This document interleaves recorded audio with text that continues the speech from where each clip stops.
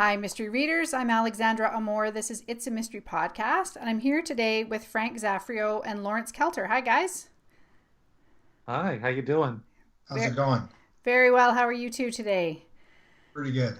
Good. This is my first dual interview, so I'm looking forward to it very much.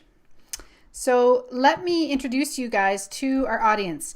Frank Zafiro is the author of over 20 novels, including the River City series of procedurals and Stefan Kopriva mysteries. He spent 20 years in law enforcement, an experience that brings grit and veracity to his crime fiction. In addition to his solo work and his collaboration with Larry Kelter, he has written novels with writers such as Eric Beetner. Sorry, I haven't got my glasses on. You got it Colin, right. Colin Conway, Bonnie Paulson, and Jim Wilski. His Anya trilogy with Jim Wilski will be reissued by Down and Out Books very soon and will include a fourth novel, a prequel, entitled Harbinger. Frank lives in Central Oregon with his wife, Christy. In addition to writing, he is a hockey fan and a tortured guitarist. Oh my. Lawrence Kelter never expected to be a writer. Well, times change, and he now has authored several novels, including the internationally best-selling Stephanie Chalice thriller series and Back to Brooklyn, the authorized literary sequel to the iconic film comedy My Cousin Vinny, which is very cool. Early in his writing career, he received support from none other than literary icon Nelson DeMille, who reviewed his work and actually put pencil to paper to assist with the editing of his first book. Larry tries hard to make each novel quick-paced and crammed full of twists, turns, and laughs. Frank and Larry's co-written book, The Last Caller, is a gritty police procedural with a twist set in New York. Oh, and there it is. Awesome. Thank you, Frank. And that's why we're here today. We're going to talk about The Last Caller. Let's go right back to the beginning, though, before we do talk about the book. And maybe, Frank, you could tell us how you guys met. Actually, I think Larry would be better to share that since he Oh, okay. initiated that. Sure, pass the buck. Why not? I think where it started was I had this idea for a novel, but I didn't have the real world chop, so to speak, to make it a gritty police procedural. And so I was looking for a co-writer, somebody like Frank who had real world experience with the police department or law enforcement. I had a character. I had a crude outline for the story, but I needed somebody to add the dimension to the story to make it solid and real. Um, Frank had contributed to an anthology that I was involved in, and I said he's a good guy to talk to. And we seemed to hit it off on the phone right away. I mean, we're 3,000 miles away. We've never met, never shared a cup of coffee, but it was easy communicating with Frank. He's the real deal. And so, Frank, when Larry approached you, did you like the idea right away? Yeah, I did. I've been at that point I've been involved in some other collaborations, and so I was pretty comfortable in that kind of work, and kind of knew my way around it, knew what pitfalls to try to avoid, and what worked for me, and I liked Larry's writing, and I was to be honest with you a little bit uh, uh, humbled by the fact that he reached out to me, and so when he brought the storyline together. It was kind of a bare bones skeletal, what if this, and this sort of approach, and it was intriguing. And, New York is kind of the quintessential cop location. NYPD is the biggest agency in the entire country, at least for municipal agencies. And so it was an exciting idea. And then as soon as I got excited for it, then Larry threw me a curveball right off the bat. Uh, in my other experiences, we always wrote these books from a dual first person narrative with two main characters. So I would write one character, and my collaborator would write the other character, and we present both in alternating first person chapters. And so half of the book or so, when you do that, you're really writing the book by yourself, and then you're reading what the other person's doing for their half. And only when the two characters merge together in either conflict or collaboration do you have to be really careful in how you write the other person's character. And so when Larry started talking about this project, and I said, "Yeah, this sounds pretty good. I'm excited. Let's give it a try." Here's what I've done before. He said, "Yeah, that's really cool and all, but I don't want to do it that way." I was like, "What?" So I said, "Well, how do you want to do it?" He goes, "Well, I mean, it's a procedural, and you seem to like first person, so I'm cool with that. But I really want to just write one character." And so reluctantly, or with some trepidation, I should say, I gave it a try, and we moved forward. Wow. Okay. And so, Larry, what were your ideas about? Did you have an idea about how you would go about this going in when you approached Frank? I had this um, half-witted idea about us both going, taking a bat at the same characters, um, Oh. which, gave Frank some pause, understandably so. Um, but it worked out because I think, where I have a general idea of police procedure, and I do my due diligence, either by interview or uh, by taking advantage of Google, you know. Um, Frank was able to add the bones to the skeleton, the bones to the body. I mean, without Frank's real world experience, we just have a mass of flesh and flesh and organs that couldn't stand up. Oh, Uh, okay. so I think, in many cases, I would give him a sketchy chapter, and he'd come back and say, "Now read it," and I'd look and, say, "Wow, this is like so much better." Um, and also it gave us a choice, to start chapters or to render chapters um, originally.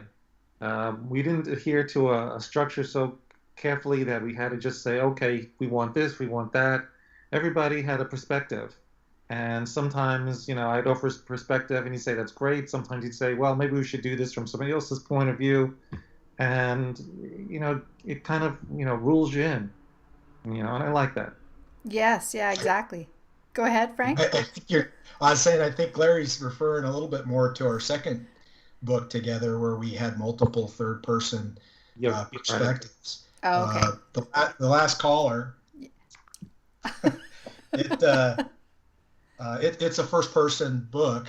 The perspective, the point of view is all from the perspective of Mocha, John Mochaccino, a character that Larry created. And the thing that was interesting about it was we didn't even alternate chapter for chapter writing the same character. It was sometimes we do 2, 3 chapters and then pass it on, and somebody do a chapter and send it back, or it really wasn't. It was more by feel. It was Hmm. very intuitive. We very much just kind of played it by ear, literally.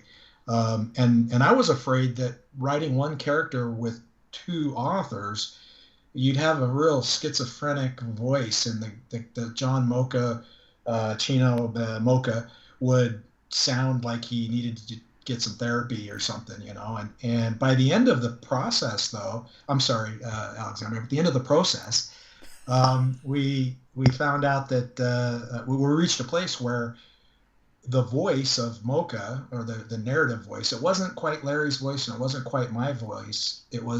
But it was its own voice. It was a singular voice, though, which was my one big fear. Though really the only thing that I was a little nervous about was that we wouldn't have a singular voice.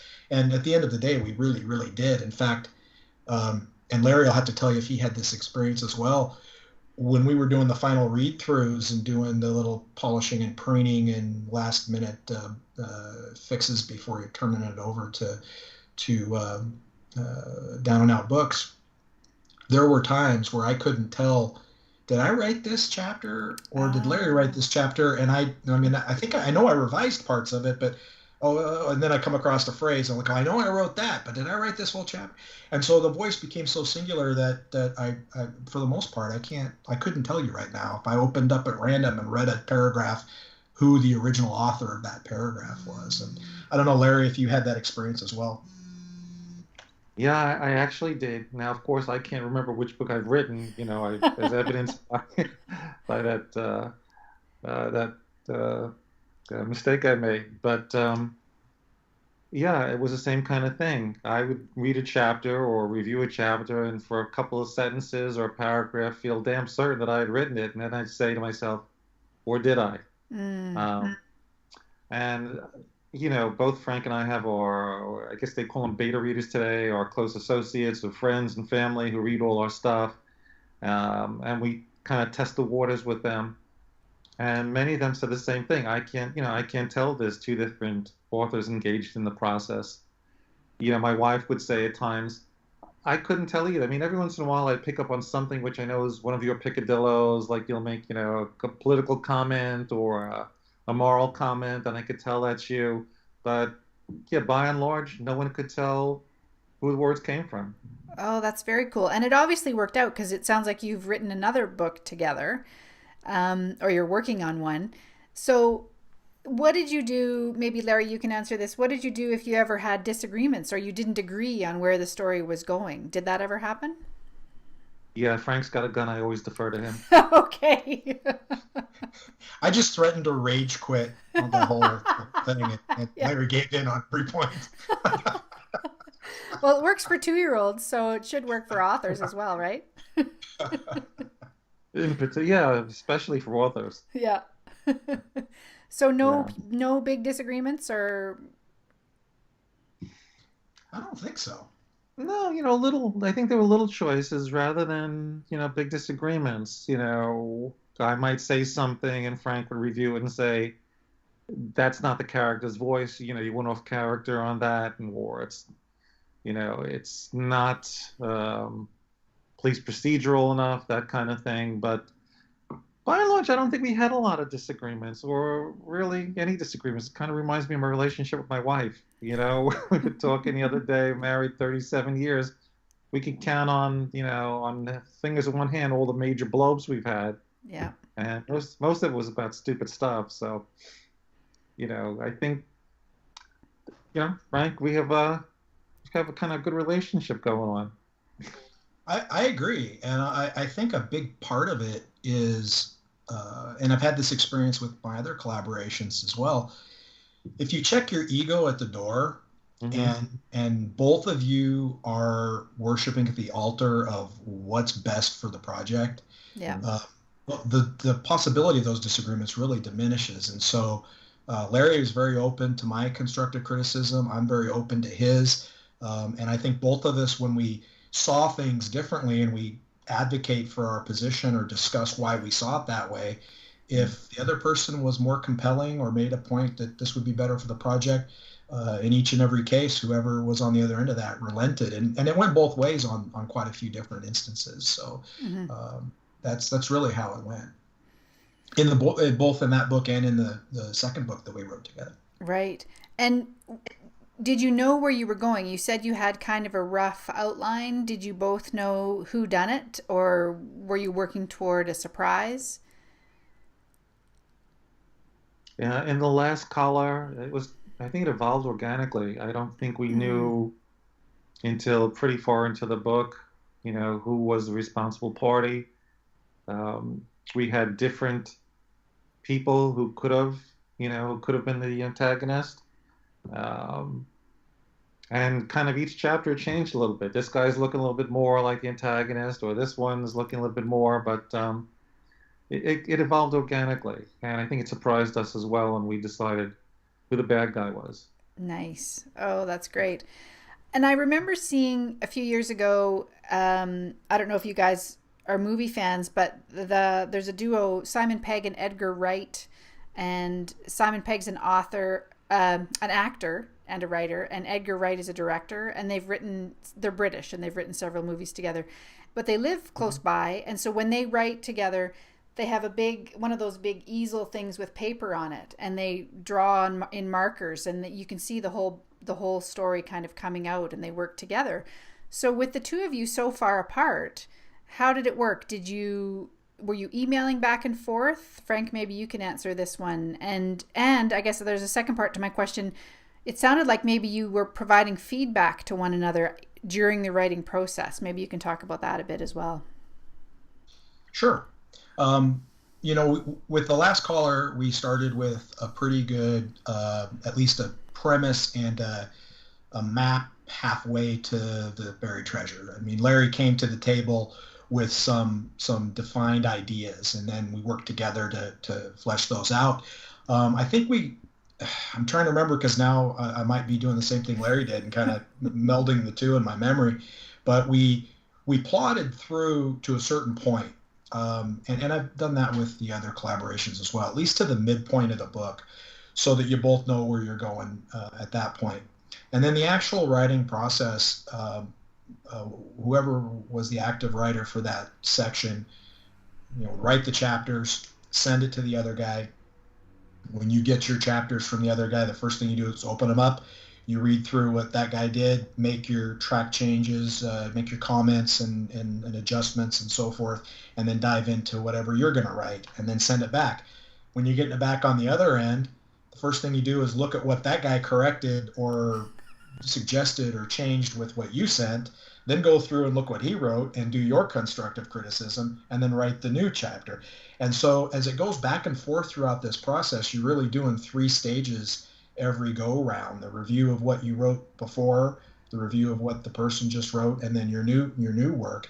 And as a result of that, any issues that cropped up, we email back and forth about them or handle them in the comments in the document. And you're getting, I have to do the math here. Math is not my strong point, but it sounds like at least 3 passes on every section that gets written before you get to the end of your first draft. Mm-hmm. And so as a result, we didn't rewrite this 4 or 5 times. I mean, really, we had one solid second draft and a third pass over, and that might have been after the beta readers even, but no more than 4 revisions because of this. And it worked really well because at any time you start getting mission drift or you start pulling off true north or you run into a problem or an issue that the other person catches, you can resolve it at the point of origin instead of downstream where maybe it's completely torqued your entire project. Right, yeah. Yeah. And so, Larry, we mentioned in the intro that Frank has done a bunch of different collaborations with different authors. And this is your first collaboration, though, correct? I am a collaborating virgin. Yes. Well, not anymore, but you were, yes. And so you're doing it again with Frank. Would you want to do it again with another author? Well, the answer is yes, provided, it's another author who thinks like Frank does with his the same, who's able to, as Frank said, approach it from the point of view that we just want the best book and it's not an ego-driven process. Who's going to write more? Who's going to take more credit? That's, so yes, I'm open to it. I'm not looking for collaborators. I mean, unless it's, James Patterson gives me a phone call. Not likely. But yeah, I mean, I enjoy collaborating with Frank. I feel that, together we have some this kind of energy. Yeah. Where, I'll send off a couple of chapters and then, Frank will respond with his own work and it energizes me. It gives me a new starting point because it changes the perspective slightly. It kind of nourishes the overall, book. And, sometimes when you're writing on your own, you've got this, you get this head of steam and you could blow out 50 pages and it's like, now what, But I find that working with a like-minded collaborator, you don't have to worry about that because there's always a give and take that kind of pushes you forward. Yeah, that's such a great point. It's like the energy sort of keeps going around rather than just kind of going forward and getting stuck maybe sometimes when we're working on our own. That's a great point. And so, Frank, did you guys agree on a timeline? Did you have at the outset how long you wanted this project to take, or how does that work? I don't remember us nailing anything down very precisely. I think both of us, when you're working with somebody else, there's a feeling of responsibility that maybe you don't feel towards your own work, a sense of urgency. I mean, Larry's waiting for these chapters, or he's waiting for this chapter, and I can't just sit on it. I need to get at it. And you put on top of that the fact that you have that energy that Larry was talking about, and really, I never felt like I had to motivate myself to get into it. I was excited. I'd get those chapters back from Larry, and I'd read them, and I'd be pumped, and I'd want to dive right back into that world. It was the same way in the second book, maybe even more so because we developed more of an affinity for each other's rhythms and so forth. But it's like when you go to coffee with another writer and you sit and you drink your coffee and you each talk about your project and you're super excited about it, and you both draw energy from that fellowship, and then you go back to your computer and write by yourself. Well, imagine if you're having coffee with somebody like that every day. I mean, it just really keeps you going. It's very synergistic for sure. Right. Yeah. And so, Larry, maybe you can tell us about the book you're working on now, and what that's about. Is it this? It's not the same characters. Our second collaboration, is that what you're talking about? Yes, yeah. Yeah. Okay. Interesting. I think with The Last Caller, Frank and I were kind of learning how to collaborate with each other. And then, and this is not a shameless plug, but I guess it's a plug. While I was doing the research for Back to Brooklyn, the My Cousin Vinny sequel, I'm not an attorney. And in the movie, maybe a little known fact, to this day, law professors will use the film as a tool in the instruction of courtroom procedure, because the screenwriter and the director went to great lengths to try to get the sequences right and do it all by the book. Wow. So I kind of felt that in writing the sequel, I had that responsibility. So I undertook to interview attorneys and judges. And I met with a local Supreme Court justice, basically because I wanted not only, some information about courtroom procedure, but to see if he had any clever anecdotes or stories he could tell me about things he'd, seen on the bench over the years. And it was the darndest thing. He didn't offer any help at all. I sat down with him, and he had this, and basically he gave me his biography, an autobiography. He started out as an assistant district attorney in Manhattan County, New York City, during the 80s, when New York City was the murder capital of the world, when they had all the the cocaine and the crack dealers in Washington Heights. And he gave me a book, while I was sitting there in the an hour and a half that that I was working with him. And I got so excited, I emailed Frank. I said, Frank, I got the next book. And I think maybe because of the bones that were all there, it wasn't so much of an organic process. I don't know. And maybe because we had already worked together, it was like, I don't know, it's like catching fire, I described the story to Frank as, had been told to me. We created characters and a hierarchy of law enforcement officials, and I can't tell you how quickly we wrote that book. I mean, it was a blur. Wow. And do you have a title for it yet? Do you know what it'll be called? We have a working title, and that's Fallen City. Okay, great. And any idea when that one will be out? Your guess is as good as mine. We're doing that song and dance that authors often do, deciding where and how we want it published versus who's willing to publish it. So it's a work in process. Probably, I would say at this point, probably 2019. Okay. All right. Well, Frank, maybe you can give us a little plug for The Last Caller just as we wrap up. Tell us a bit about the book, about Mocha. So, The Last Caller, which is published by Down Out Books, is, well, let me just read from the back of the book for you here. Sure. Very good. Very nice. The demons that drive John Mocha to obsess, to put absolutely everyone under a microscope and scratch away at every last clue, make him the best hard-nosed detective in Brooklyn homicide. But these same demons may very well write the final chapter of his career. He isn't the kind of detective to take no for an answer, but in his most recent case, answers are damn hard to come by. Partnered with the conscientious detective Matt Winslow, Mocha endeavors to solve the mystery of the wealthy and beautiful Jessica Shannon a woman who had every reason to live. As Mocha and Winslow strive to push forward the hands of time and solve the murder, their imposing lieutenant breathes down their necks. Of course, you have to have that in every police procedural, right? Yeah. Suspects are scarce, and all of the evidence seems to be a dead end. With the last precious grains of sand falling through the hourglass, Mocha pushes ever forward, determined to make an arrest, even if this caller will be his last. So a couple of quick things. One is, Yep.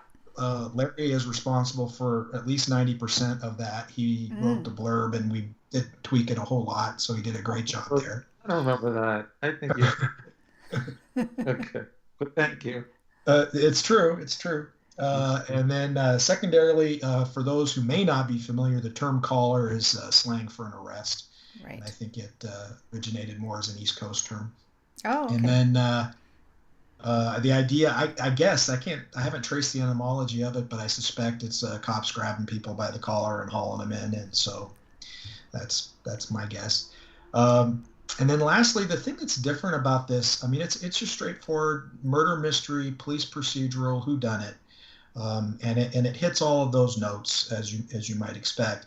But there's something more going on here that readers will key into pretty quickly, certainly in the first quarter of the book, and they'll know by the first half of the book. There's something else going on in Mocha's life that's a bit even bigger than solving a murder. And so it can have some pretty profound impact on his life and those around him. So just something lurking in the background. I won't say any more than that. Okay, well, thanks for the teaser. That's great. So we're almost out of time, and so Larry, why don't you tell us where our listeners can find out more about your books? The easiest way to find out about my books is to go to mycousinvinny.com. That's my-cousin-vinny.com. You'll find information about the new book and about everything I've done. I've kind of melded it all into one website, or they can follow me on Facebook. I'm always saying something stupid on Facebook, something I'm getting in trouble. Okay, awesome. And Frank, what about you? Where can we find out more about your books? My website's pretty straightforward, just frankzafiro.com. Okay. And there's stuff about the books there and pretty much anything you need to know. And The Last Caller is available on all the online retailers, correct? In ebook and paperback? Yes, it's available at downandoutbooks.com or anywhere you get your ebooks or paperback. Awesome. Okay, great. Well, thank you so much for being with me today, guys. I really appreciate it. Oh, our pleasure. Thanks for having us. Take care. Bye-bye.